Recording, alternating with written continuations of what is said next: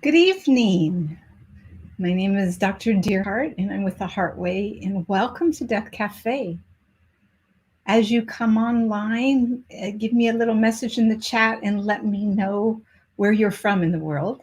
It's pretty exciting that people from all over the world join the Death Cafe, and it's just very precious for all us to be united, especially in a time when we're still kind of separated from each other. So, and let me know if this is your first Death Cafe. And maybe you can spend a minute while we're getting started to get yourself a nice cuppa and find a cozy place to snuggle in, and we'll join the conversation. In just a moment, I'll share a little bit about what a Death Cafe is, why I'm here, and how we can support you this evening. Because the Death Cafe is really for you. It's a place for you to bring in your inquiries. It's a place for you to bring in your questions and um, find out more about the meaning of life. Death inspires life. We'll give it just a moment here. And when you come on, well, first of all, welcome and let me know where you're from and say hi. I would very much look forward to that.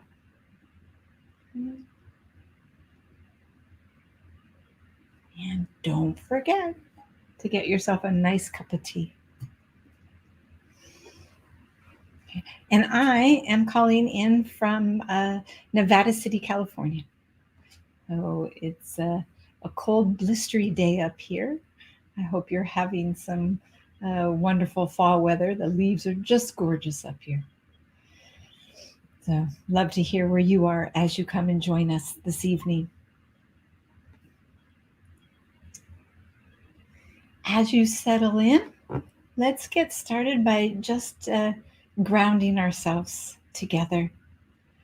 Take a moment to allow your eyelids to close ever so gently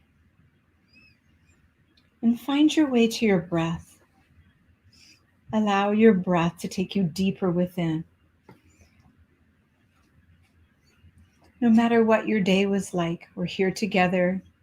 You've segmented out some time to be here for you. So let's utilize our breath to drop in and start to let go of any areas of holding, control, or tension, and allow yourself to go deeper within. Allow each breath to take you deeper.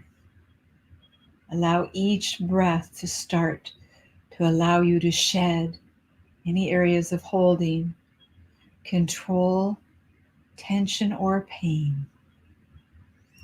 Making your way deep inside to that quiet, still place that's ever present, but maybe not always reachable. Take a moment to do a little body scan, starting at your feet and working your way through your body, paying attention to any areas of holding, control, tension, or pain, and let it go, using your breath to go deep within. Create a gentle, accepting, and non-judgmental and grateful atmosphere for yourself. May you stay open tonight to the roots of all of our unexamined assumptions and beliefs, remaining open to all possibilities. May you and all beings be free from harm. May your mind, body, and spirit be connected with grace and wisdom. May you always know you are loved, and may you always know you are love. From my heart to yours. Well, welcome to the Death Cafe. For those of you that are just signing on, send me a little message. Let me know where you're from and what your name is, and we'll get to connect. You know, it's hard to connect these days. This is next best thing. And I'm always, always delighted to really feel a connection with people over a virtual link. So I look forward to getting to know you a little bit tonight. Tonight's for you. I want to share with you, for those who haven't been to a death cafe, what a death cafe and what is it all about. The phrase death cafe identifies both a movement and an individual gathering that occurs as part of the movement. The movement began in Switzerland when a gentleman by the name of Bernard Cretez held his first Café Mortal in 2004. Later, a British web designer, John Underwood, was inspired to host a Death Cafe gathering at his home in London in September of 2011. As of this morning, there have been over 13,312 death cafes in 81 countries. And that's up 100 from last month, and we added a country. So it's quite extensive, and people all over the world are gathering just like we are to discuss death and life. I've had the honor of hosting Death Cafe since 2014, and I have to tell you, not one cafe is the same. Even if we brush on the same topic, it's so expansive, existential, and powerful in our lives. The Death Cafes are always offered on a nonprofit basis, in hopefully an accessible, respectful, and confidential space. There's no intention at all of leading to say any conclusions, sell any products, or any course of action. And alongside, if we were together, I'd be serving you refreshing drinks and chocolate. So I hope you have a little substance for yourself. The overall objective of the Death Cafe gathering is to increase awareness of death with a view of helping people make the most out of their finite life. If we accept our finiteness in this life, it allows us to live more fully. It just does. We start to let go of any external roles and petty concerns that are essentially meaningless in our lives. It allows for more space and incentive to focus on what is truly important and meaningful. I bet you can imagine in your life someone that has died, or an experience around death or an illness in your life, and how that changes the lenses of how we feel our life, how we experience life. After someone in my life dies, and a client, I'm forever changed, forever deepened, and a little bit more present to this life. People choose to take part of the Death Cafe gathering for so many different reasons, but it's worth noting that the cafe movement has arisen spontaneously and appears to be meeting a felt need to demonstrate that at least some people in our society and elsewhere are willing and able to talk openly about death-related subjects. It's not intended to be a grief group, a lecture or educational session, or any avenue for promotion. However, we do feel better after a Death Cafe. We do feel supported. We do feel connected, and we usually learn something. Communication about end-of-life issues is the key to understanding and making rational decisions in our life. We can't magically make death disappear from our lives, nor can we completely erase the sadness and other forms of distress associated with death-related issues. However, we can talk about it. We can share our insights and attitudes. We can learn from each other and strive together to cope more effectively with dying, death, and bereavement. I just want to spend just a moment or two to introduce myself.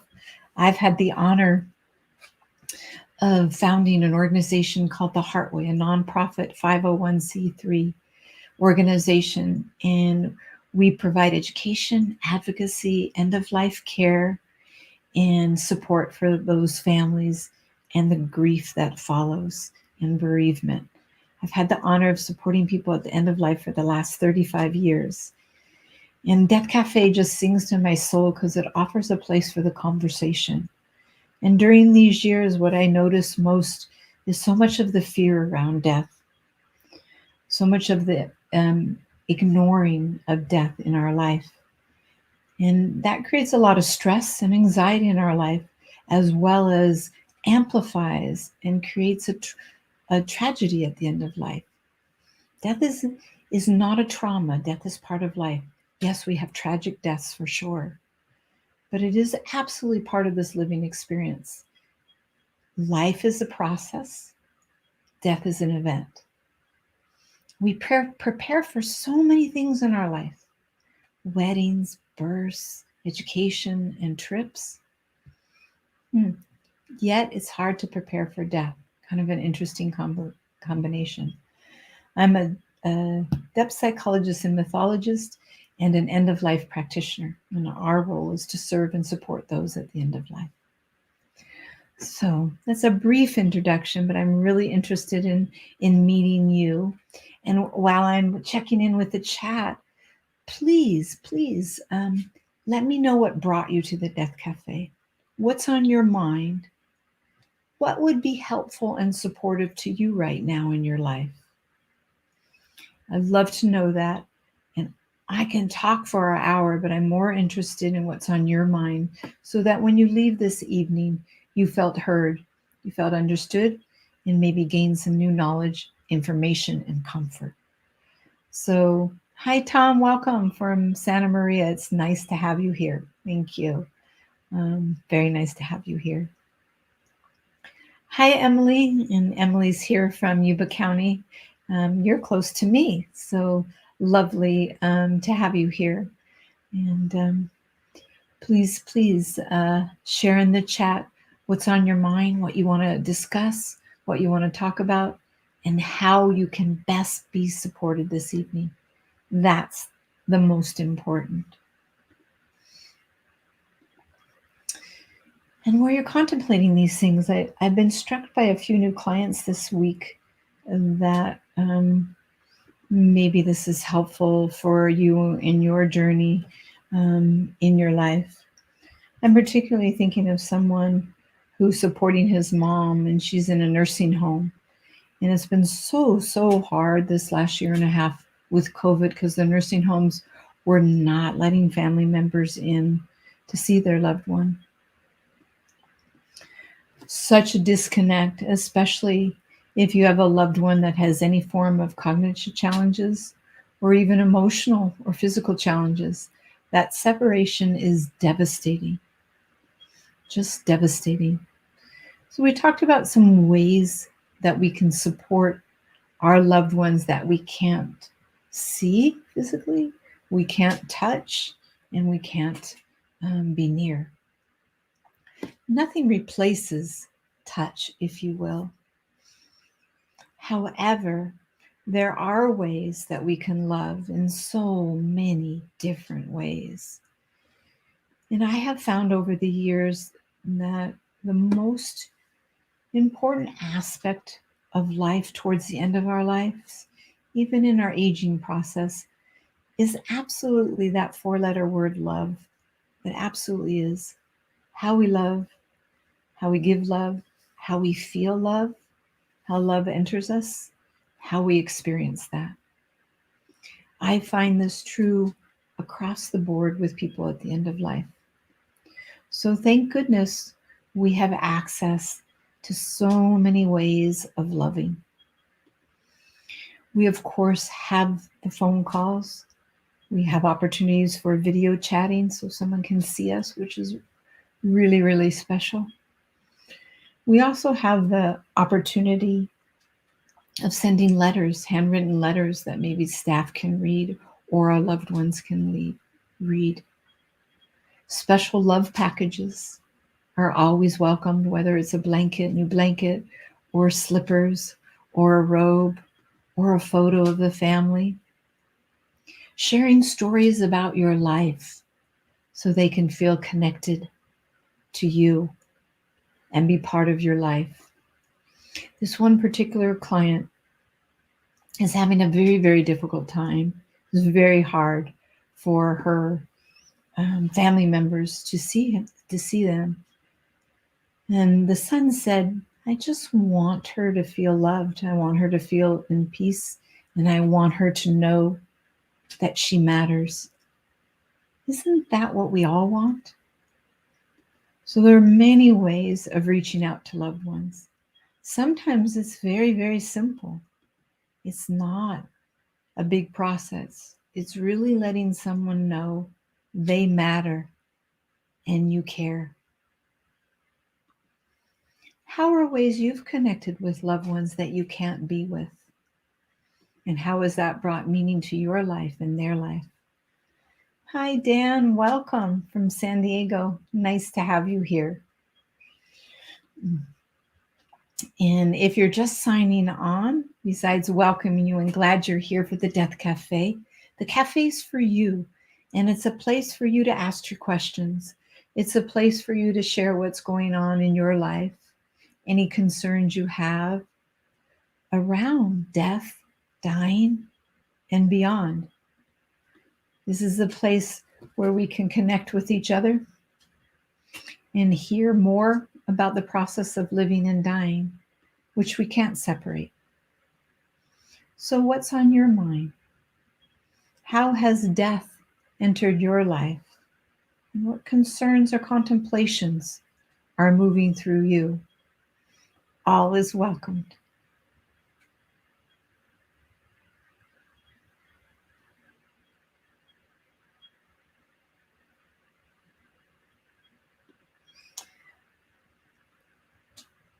I really want to hear from you, but I'm happy to continue to share with what's on your mind. This brings me to a topic about grief. We grieve in so many ways, especially being separated from our loved ones. We know that we grieve when a loved one dies, but we also grieve every moment in our life. I have an expression that if we're living, we're grieving. And grief is one of the many facets of love. There's no timetable on grief. It's ever present in our life, and it serves us deeply. Grief is one of our great teachers in life. Besides allowing us another depth and breadth of our experience of love, it's a form of struggle and a form of suffering, which is part of the alchemy of transformation. Can you think of a time in your life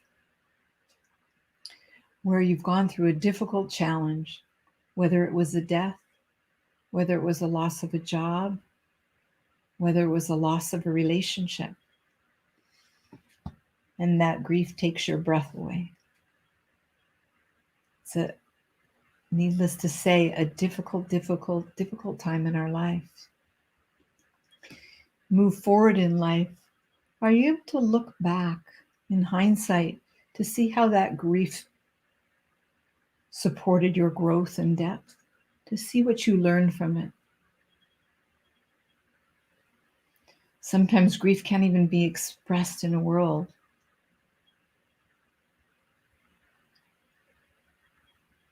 Grief is experienced in our mind, body, and soul. And I think it's a very important part of our life. It also makes us really appreciate what we have. It also makes us appreciate what we've lost. And then within the alchemy is often a great lesson, a great gift. I don't think there's not a person on this earth that has not grieved this last almost 2 years as we've moved through this pandemic. We've lost the life we used to lead. Yeah.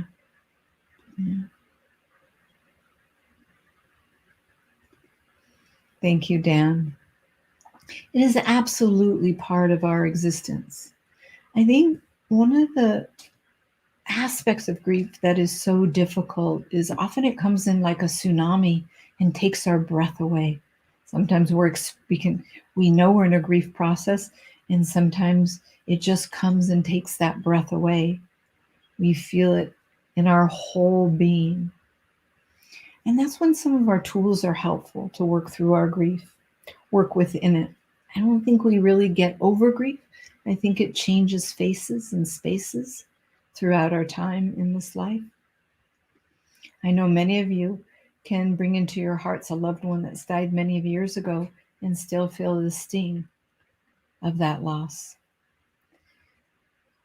There's also the sweetness of the loss. There is no one word to express grief. I do like the word bittersweetness. Over time, there's a sweetness to know that we have loved so greatly and to know we have been touched so deeply. It teaches us about life and love. So, Miss M, thank you for sharing. And you're wondering if I could share some ideas on how to get through to a proud and stubborn veteran on grieving the recent death of his wife and to stop being angry that she is gone. Thank you for sharing. That's a very, very powerful contemplation. I have to be honest with you, Ms. M, that I don't think we can help anybody get over something or anything. But what we can do is support them. What we can do is support their grief process. And I know you know that anger is part of this grief process.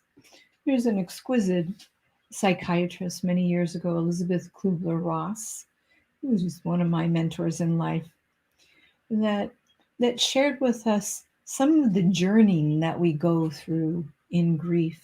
She called it the stages of grief, and she didn't necessarily mean it that we go through stage A, B, C, D in a row, but these are the emotions that we journey through during the grief process, and anger is absolutely one of them. It's one of the ways that we express our grief. What you can do with someone is listen, compassionately listen to their feelings and emotions and offer that compassionate ear for them. We sometimes go through a process of denial, a process of anger, process of bargaining, a process of hopefully getting to acceptance, depression. It's all part of this complex of grief. And it takes time and it takes tears to heal within our grief process. Not just time and not just tears. We need both. We can weep and weep and weep and still feel the grip of grief. We need some time to move through the seasons of life, to see what life is like without someone we love. I can only imagine what your friend is going through that's grieving his wife. Every season, every holiday, every milestone is a bittersweet reminder of their lack of presence. If we look at grief in our life as an opportunity to grow and deepen, an opportunity to feel and love, then grief can change our lives. Then grief can expand our consciousness. There is no timeline, though. Some people take a long time to move through the painful aspects of grief. Some people move through it very quickly and maybe end up bearing the emotions that come up later. Okay. Our culture doesn't really support feelings. We're supported to get over something quickly, aren't we? Our life just doesn't work like that. Our emotions have their own timetable and their own timeline. So we may have a different timeline for someone that's grieving. And I think the most compassionate thing we can do is allow someone to grieve, to let them know we're here for them, to let them know they're okay. And of course, recommend supportive services for them. Counseling as a veteran, there are many grief support groups for veterans that are available. There are many tools. There's a practice called Yoga Nidra, graceful transition. That's a beautiful tool in supporting our healing in grief. It works beyond the ego consciousness level and gets into our heart and spirit that are struggling in our grief process. Okay. I hope that's helpful, Miss M. And it is a complicated process in our life. My heart goes out to him as he grieves the loss of his beloved. And allowing his emotions to flow will also allow him to move within the grief process and find healing. Oh. Thank you, and my heart is with you. And what a beautiful friend you are for him. And you are supporting him completely if you love him. And you hit it spot on, Miss M, listening and letting them know it's okay and they're not alone. Isn't that the greatest comfort we can give someone? There is no magic pill. I wish I could tell you how to get over grief, but that wouldn't be truthful because I don't believe there is a way to move through grief. There isn't a way. The way to move through grief is through it, not above it, not around it, not below it, but through it. The dark and shadowy forest teaches us so many things. Many of you I know have watched the film A Wizard of Oz. It was one of my childhood favorites. And if you remember in The Wizard of Oz, the Tin Man, the Lion, and the Scarecrow, and Dorothy, of course, and Toto are coming out of the dark and shadowy forest. And they're looking upon a beautiful forest, a beautiful meadow of flowers. And straight ahead is the land of Oz, yes? It's the land of Oz. And here comes the wicked witch, and she spreads her wicked dust and turns the field into a beautiful field of poppies, but they're poisonous poppies. And they all start linking arms, singing and dancing, and on the yellow brick road through the poppy field, we're off to see the wizard. And then the poppy poison gets to them and they pass out. Well, we know the story. They eventually get to Oz. But what we don't see is that under that beautiful field of poppies are many, many yellow brick roads that leads to Oz. And you're maybe getting the metaphor now. And that's how life is. We have many roads that take us home. There are many yellow brick roads that lead us to our healing. If you remember, Dorothy always had the power of her healing. All she wanted to do was to get home. And she was home. We're always home. Yes, we get lost. Yes, we get strayed away from our course at times. We lose our connection to our deeper sense of being. Many say that we suffer because we lose our connection to our true self. We lose our connection to spirit. And that is the foundation of our suffering.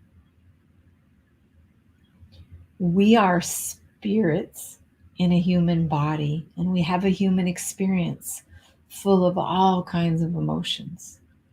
What would happen if we welcomed all the emotions in, even the difficult ones? How could they be a guiding light in our life? Grief is one of those many guiding lights that help us remember our true nature as spirit. Grief is one of those pathways to love. And I don't want for 1 second to downplay the pain of grief. Every spiritual tradition around the world shares with us that suffering is our path to salvation. That suffering is our path home. Suffering is the path to transformation. It's really our attachment to the suffering that helps us utilize suffering as an incredible gift in this life. I wish suffering on no one. I have also in my life learned how much it's gifted me in my life. Suffering is challenging. Suffering is very, very, very difficult. But does it not transform us? Yeah. This life is challenging. This life is challenging. It's the great mystery, as is death, that gives us incredible amount of blessings. This life is precious, sacred, and very short. And that's what death does for us. Death inspires life. What if you never died? Would you live your life differently? What would you do differently without that timeline? Does it not inspire?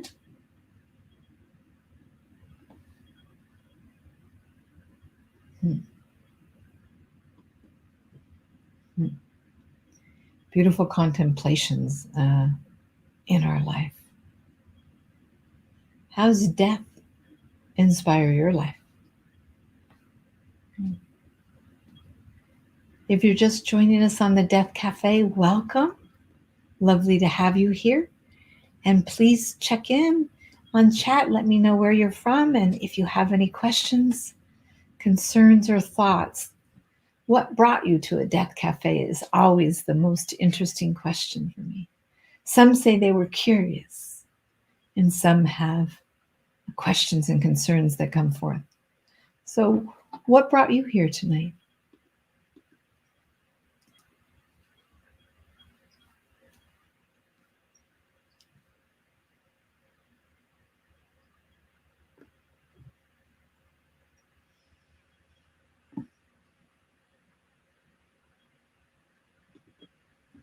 Have you thought about how would you want this life to end?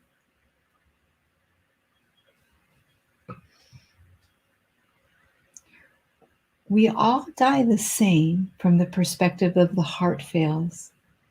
But in the 35 years that I've had the honor of supporting people at the end of life, we all die in our unique way.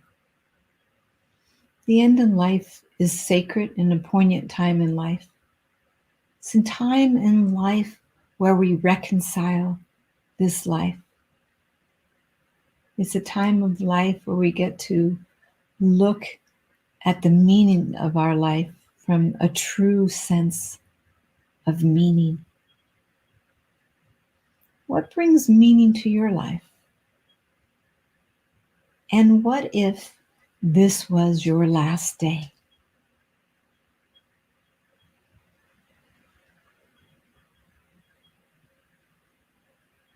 What is left unsaid for you? Do you have forgiveness that still needs to happen in your life towards others or within yourself? These are all the aspects that make us alive, that bring healing. You know, the Tibetans practice dying every day so that when death comes, they're ready. I think that's a beautiful way to live. It's not about being morbid and thinking about your death every day, but it's more like, what's inspiring my life? What do I really need to do in this life? Many clients ask me or say to me, I don't want to talk about death. And I always say, wonderful, I don't either. And they give me a kind of a strange look and says, yes, you do. You're that death lady. I said, no, I really want to talk about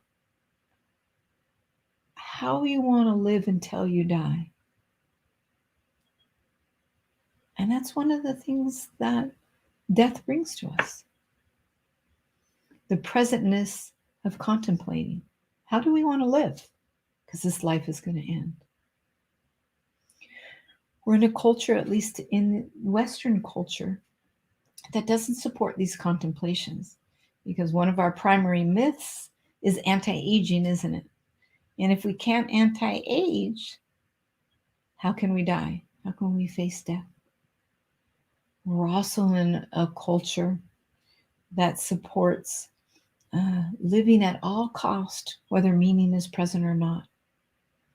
You're the one that only can decide what brings meaning to your life and what's worth living. Exquisite contemplations.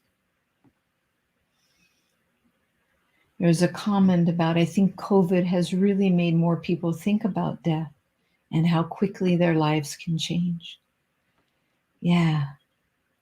COVID helped in dispelling the myth that we're in control, didn't it? It's where the great mystery comes in. We're not in control. And that's also why death is avoided as a topic, because it's scary for our conscious mind, for our ego mind. Death can't be controlled. We have those that take their life, and that gives them some ability to control. But for most of us, we won't be able to control our death, when we're going to die, where we're going to die, sometimes how we're going to die. And COVID made us face our mortality.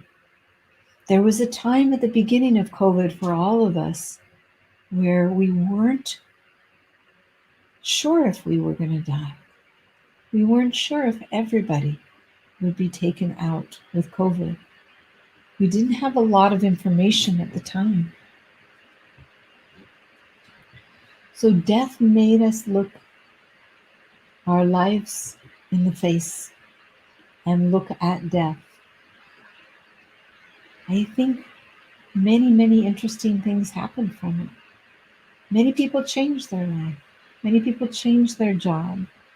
Many people lived more of their passion.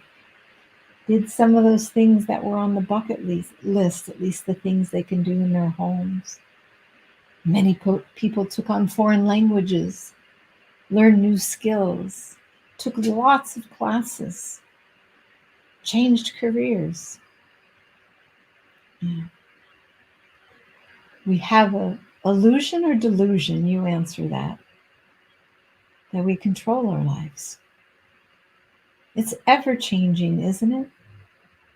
We've built up a really good facade, though. I even have those moments when I look in the mirror and I go, wow, that wrinkle came overnight, didn't it? Of course it didn't. It's been working its way for years. It's been changing for years.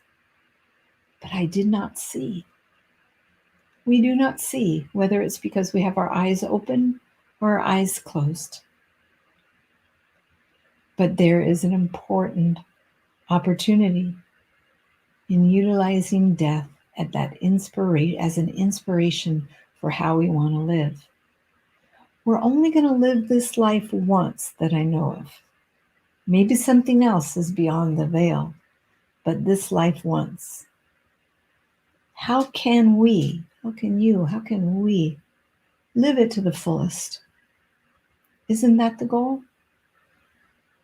Isn't that the goal? I have to be honest, I ask myself almost every day, is this a good day to die?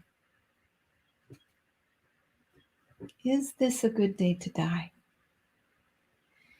If I say no because I've got this or that to do, then I know I'm not living present and I have some work to do. Death is the great leveler, and death also brings us into the present moment. Many spiritual traditions help us and guide us to being in the moment. What is the moment? The moment is the here and now. The moment is the only place where life happens, not in the past and not in the future. Life is happening right here. If you think about it, we're acculturated to live in the past and live in the future. How many insurance policies do you have? They're necessary to protect us, but it pushes us out of this moment. Death brings us to this poignancy of this moment. If we think of this as all we have is this moment, then we live more fully. The regrets of the past and the worries of the future don't weigh in us. It's a big, huge balancing act, isn't it? Because we can't live in spirit all the time. It's a wonderful Islamic saying that I think about also every day of my life. And that is, yes, yes, believe in spirit. Yes, yes, practice spirituality. Yes, yes, keep connected with your numinosity, with the divine, with God, with spirit. And at the same time, we have to also tie our camels. Well, what does that mean? Our camels are the things in our life that we have to do to keep on living, to stay healthy, to pay our bills, to raise our children, to support our parents and grandparents, to do the many tasks and camels that we have to tie in the day for our jobs, to earn money to survive, to do the laundry, to do the cooking, to take out the trash, chop wood. Those are the camels. And one of the secrets is the divine is also in the camels. That it's just as sacred to be working our camels, but both are necessary. And yet both are in conflict sometimes, and both bring a struggle. I love being in spirit. I love being in heart. I love being in soul. Love working with my clients. Love teaching. Oh, I have a hard time with administration and finances. Thank goodness I have an excellent administrator that supports me. But there's a lot of camels to tie that are hard for me. I do the best I can with it because I know it allows me to serve. Without it, I could not serve. So it's just as sacred. I don't think I do as good of a job, but I sure try. How about the many, many camels in your life? How do you tie them? And how do you integrate them?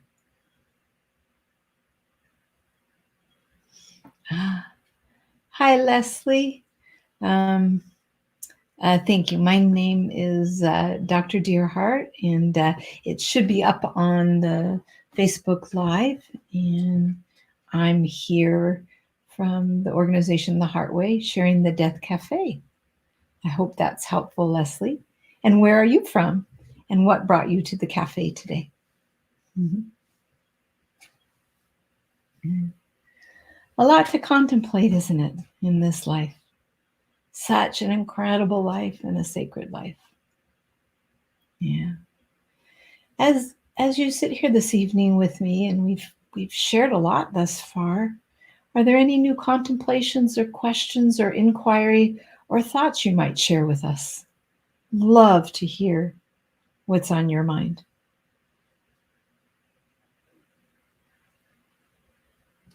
And Leslie, I also want to share that I'm an end-of-life practitioner and have served those at the end of life and their loved ones for the last 35 years. It's been one of the greatest inspirations in my life. I think it's completely changed my perspective on life. I think I can honestly say it amplifies gratitude. because I know how precious my breath is and that it can leave me at any moment. So I want to make the best of this life. I want to learn as much as I can in this life. So you came on late, Leslie. I did share up front what the Death Cafe purpose is, and I will just briefly share that it's a space for people to come and have a conversation, to ask questions and inquiries, share their concerns or thoughts or contemplations around death, dying, and beyond. There's not too many places in the world that we can freely talk about death. Some families are very supportive of that, and others don't want to talk about it because it's morbid. And some cultures believe actually that it might bring death on. But yet it's an existential contemplation that we all have. Oh, I hope that this platform gives you an opportunity to have that conversation. So please feel free to share and let me know what's on your mind in the last few minutes that we have together.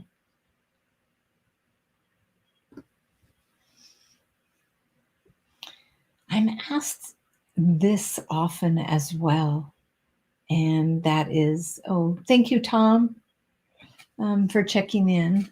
I'll share my thought in a minute. A close friend of yours flew back to the East Coast to be with his brother, who was moved from the ICU to a hospice unit. His brother passed away peacefully last night, and he was at his side, and it was perfect. Lovely. My heart is with them, and sounds like you are present for your friend as well. Your love will support them on their journey of healing as well. I feel when we're in the presence of the dying, we're in the presence of the sacred.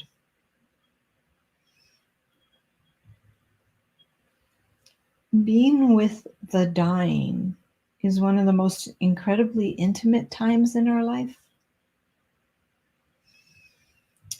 The veils are down. When we are dying, we're going through so many processes physically, emotionally, and spiritually. There's kind of an anatomy of dying and death. And we don't have the strength or the energy to hold some of those walls up that we hold up in our life to protect ourselves. I feel we're more raw and more real, and it's messy sometimes, often. And in this rawness is an incredible intimacy and vulnerability. And that's the place that we bridge together in humanity in our vulnerability. And for someone to be present to that vulnerability is sacred. It's very difficult as well. And there's a bittersweetness in it. You wrote, Tom, which really is striking, that it was perfect. I'm wondering what was perfect about it. And I'm guessing that your friend was able to be present with his brother as he died. And that's what I'm speaking to, the sacredness that gets transferred between those that are dying and those that are caring for the dying and those that are present for the dying. I've written a lot on this, and I haven't quite found the words to describe what this is like, except for to say it's the most incredible intimacy that I've ever experienced in life. And I can also say it's an incredible love that's present. To hold someone in their most vulnerable time is nothing more than one of the greatest loves there is. We have to give completely of ourselves to the dying. We have to give up of ourselves to be present to them at the end of life. And it is a perfect love. It's a love that has no bounds. It's a selfless love, selflessness in the love, because we have to give up of ourself to be present to that love. It's what I call incredible presence. It's holding sacred space. Thank you, Tom. You also point out something very important. And I see that you really relate to being present with death and incredible love and intimacy. And there's grief, of course, and there's sadness, of course, but no regrets. And I've experienced the no regrets from people loving a loved one through at the end of life when they are present. Not necessarily physical presence, because sometimes that's impossible. That complicates grief for sure, because we really miss that opportunity to be in the presence of sacredness. But when we know we have loved, when we know we have done whatever we could to love our loved ones through, when we know they were honored, when we know they were respected, and when we know that we did everything possible, there are no regrets. We can find them maybe, but we can't ask for anything more of ourselves. And that's important, very important to take into consideration. Very important. Death transforms us. We get a little glimpse, a little window into the great mystery. It's more than our minds can wrap around, but our hearts and souls understand a little bit more. I don't think death can be understood in the mind. I think it's understood within the heart and the soul. And the heart and the soul have a language beyond words. It's the language of our senses. It's the language of spirit and numinosity. Yeah.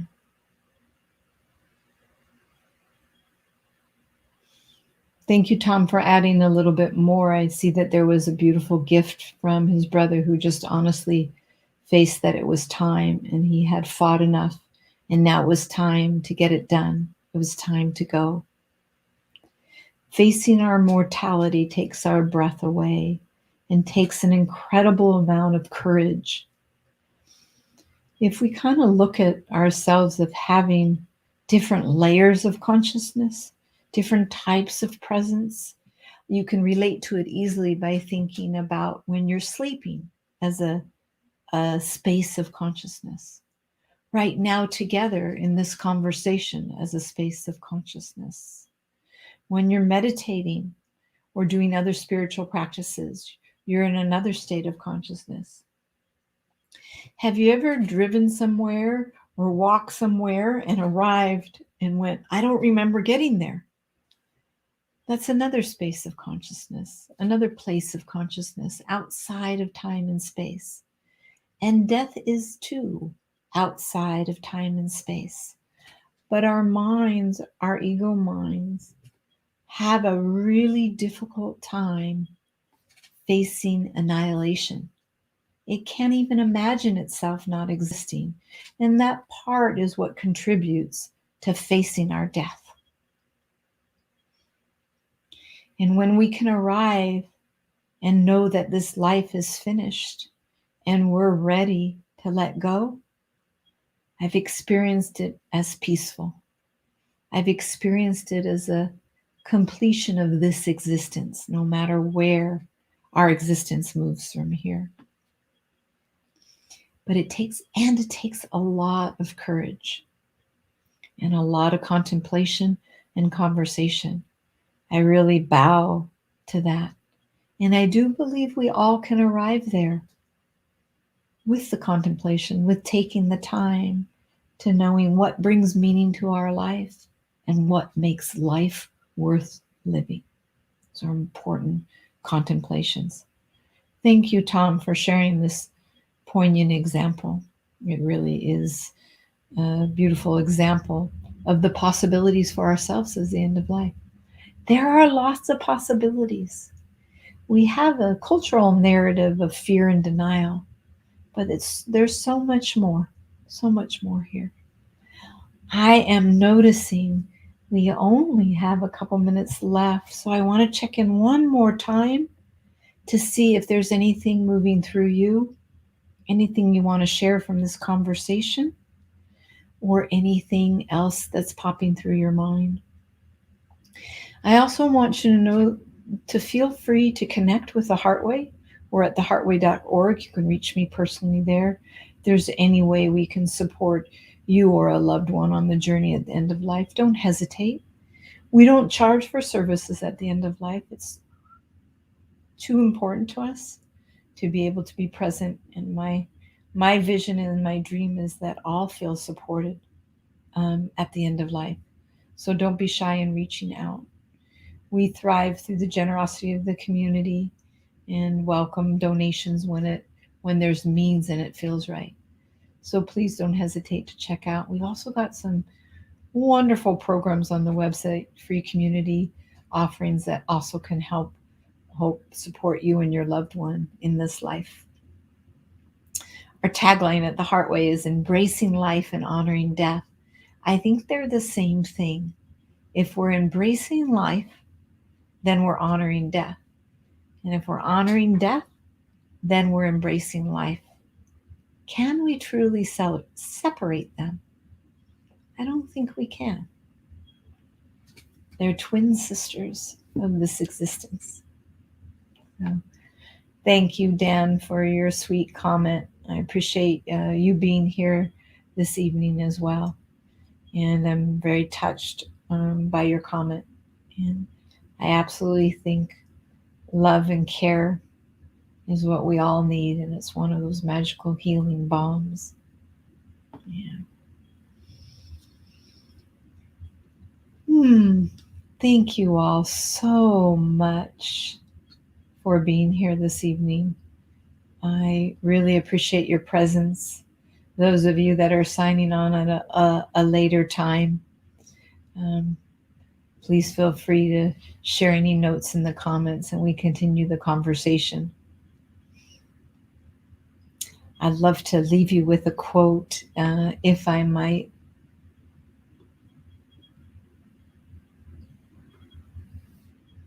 Never lose hope. My heart, miracles dwell in the invisible. And that's a quote by Rumi. And one more I'd like to finish, a personal one I wrote. Endings and beginnings feel ever so bittersweet. May we evolve from what was. May all find hope for what can be. May forgiveness burst through our hearts. May you find faith in your dreams. Remember that love will endure. Love never dies. With love from my heart to yours. Please be safe. Please be you. And please be love. See you next time.